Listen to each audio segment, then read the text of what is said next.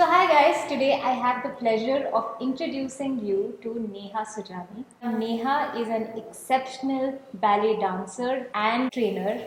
She's an epitome of grace and elegance. But what is more inspiring is her story. She is a chartered accountant. She is of course a ballet dancer and a ballet teacher and a mentor to many.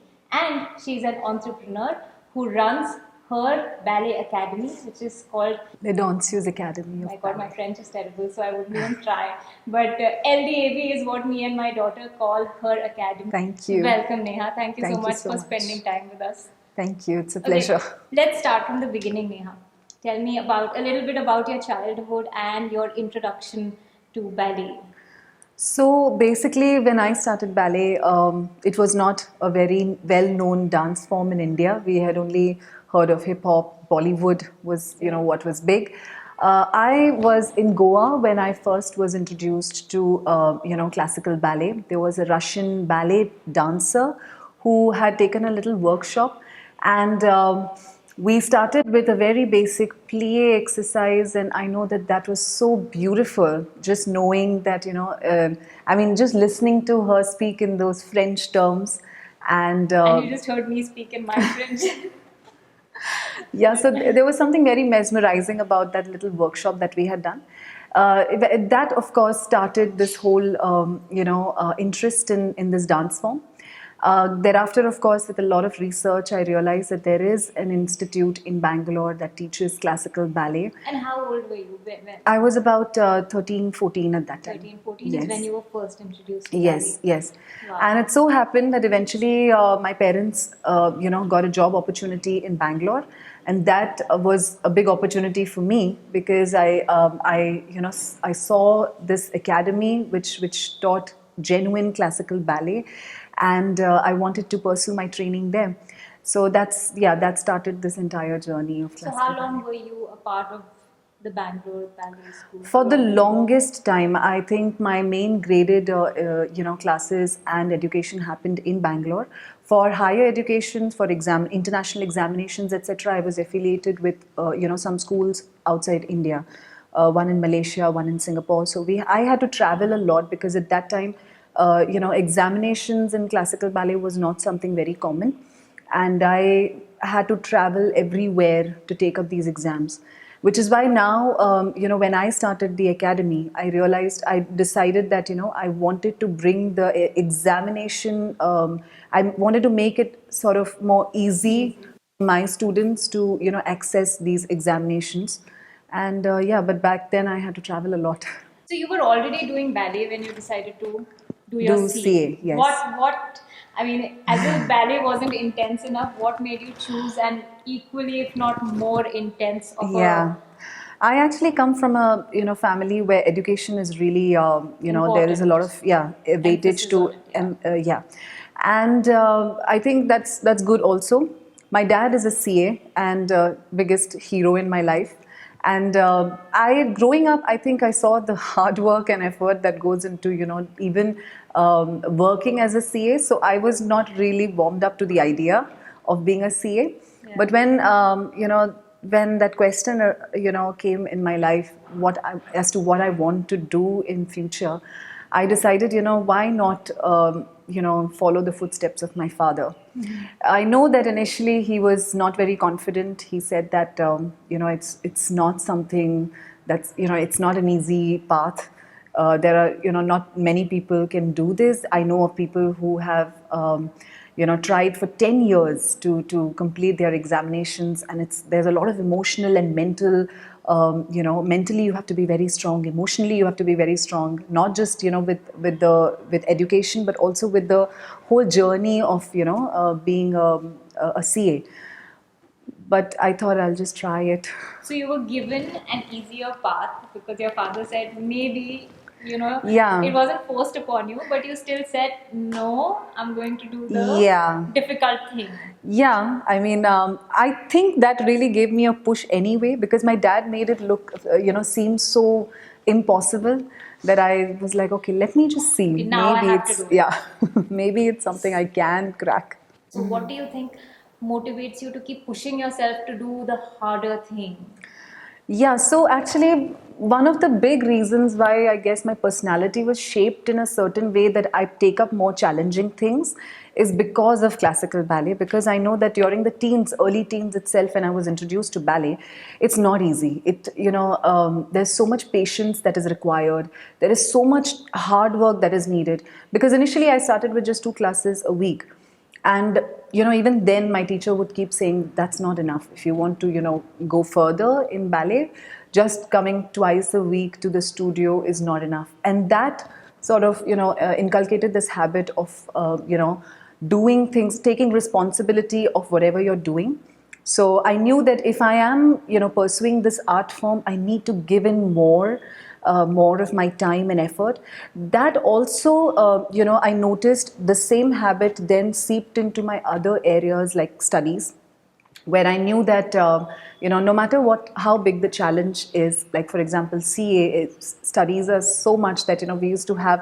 I had a whole room full of books, and I just knew that just attending your lectures and your tuitions is not enough. You have to put in more. You have to put in 10, 12 hours of studies.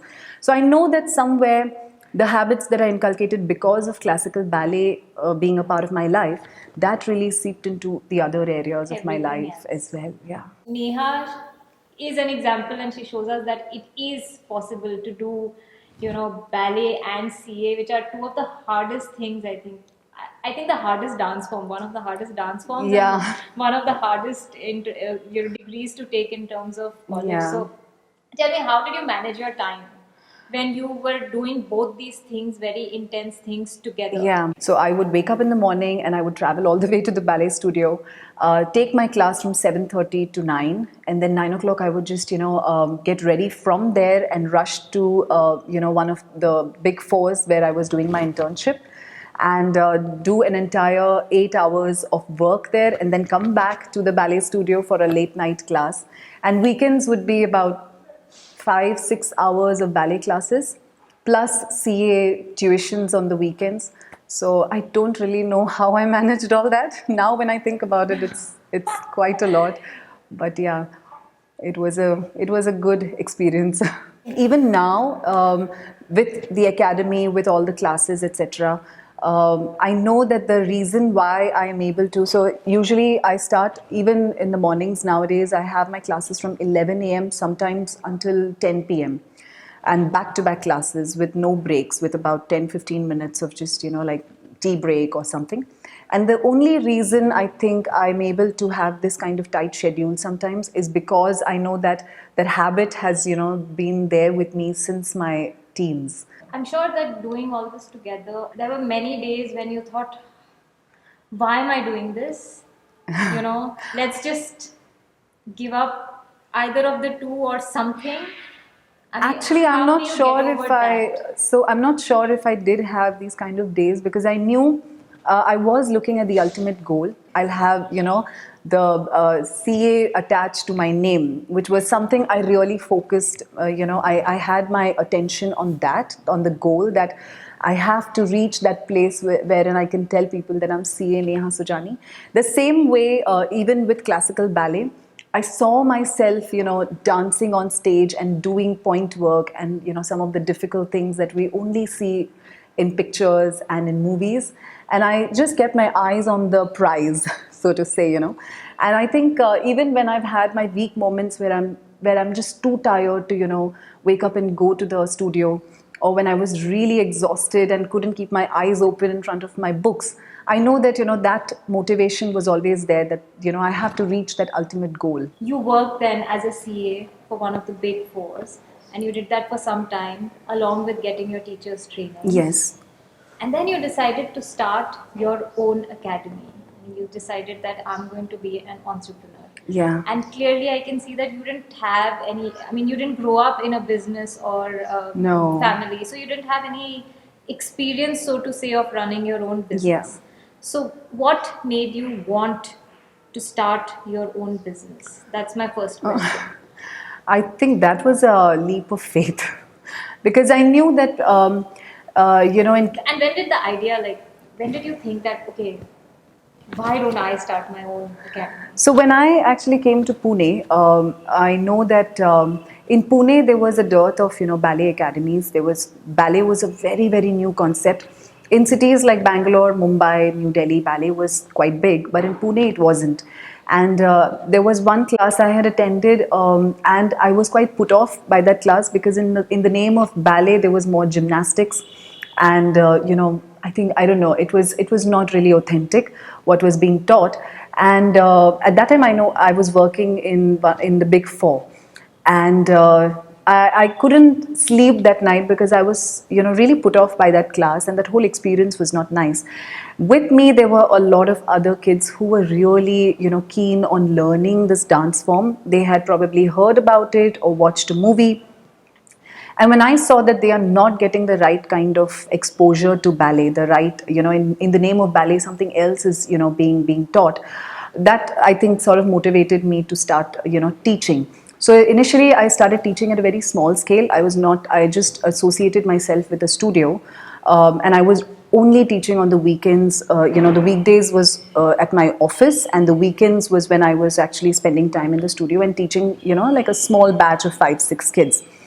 And when I saw the enthusiasm with which this form was received, and the way the kids were responding to the way I was teaching, I then decided that why not do this, because this is something because I started really looking forward to my weekends with the kids, and teaching ballet more than my weekdays. So that's when I decided that I think it's time to just do this full time and try to and see where this goes. So today, when I see, some of the kids in the academy who are associated with me for like 6 years, in fact, recently, 2 of my students won an international competition. Oh, wow. So when I see them, grow and being recognized on the international platforms, that sort of, is like an approval that, okay, I think I chose the right path. Right. 'Cause I was pretty happy with the studio that we were teaching in. And overnight, I remember it shut because of some, government issues. And I had to, so I go there and I see this big lock outside, and I didn't know how to even continue with my classes then. And immediately we had to send out a message to all the parents that for a week at least, we don't have classes. And then that one week, we just started frantically looking for a place, where we could. And I think that one week, then I decided that, what, why not just take a place and make it, like a proper ballet studio, and teach from there instead of hiring a place and for on an hourly basis and just going on and off. Make a proper studio of your own where students can come at any time from morning to evening. As an entrepreneur, you can create a product, you can have a wonderful product, but how do you let people know about your product, your service, your class, your, what you're doing?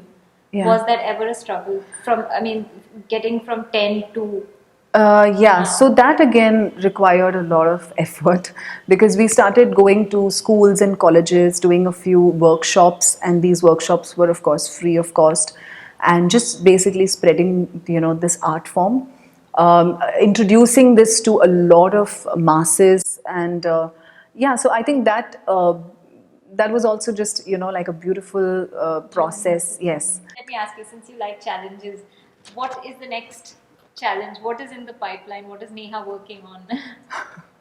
So I've had it in my heart to expand LDAB. Now, fingers crossed. Students with whom I've been associated with for the last 6 years, I know that once they reach a certain point in terms of their ballet journey, I guess that is when I will decide to probably expand. So lastly, I'm going to ask you, have you ever done ballet in a sari before? No. No, and that was a challenge I put you up to. And I think when you told me about this project, I was really thrilled because this is never, it's quite unheard of. Even when I was talking to my friends and some other ballet dancers, they were pretty amazed, and they said, "How will you dance? I mean, there's no room for legs, and ballet is all about legs."